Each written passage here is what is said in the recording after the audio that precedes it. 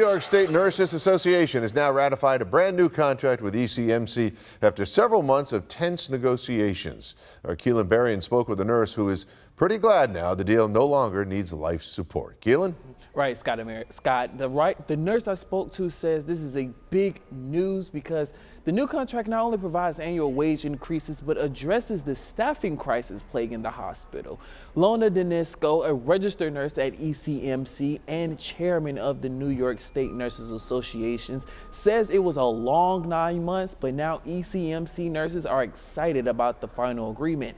She says one thing they are proud of is being able to hold the hospital accountable for not adhering to the New York staffing law. If you're not familiar with it, the staffing law requires one professional registered nurse for every 2 intensive care or critical care patient. The second biggest thing is the contract is safety. Looking back at the 514 shooting, Denisco says she was adamant on getting proper safety for the staff and patients. She told me that was the biggest hurdle during negotiation.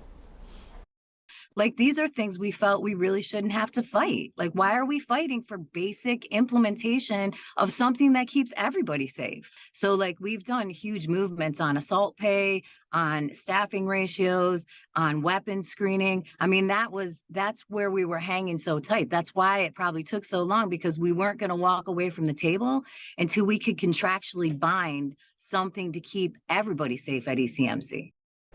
All right, so Denisco calls this a solid 5-year contract. It runs through December 2027. Now that the new contract has been ratified, nurses can expect an almost 5% wage increase this year and a $250 signing bonus. They will also earn a roughly 4% raise each year for the remaining of the deal.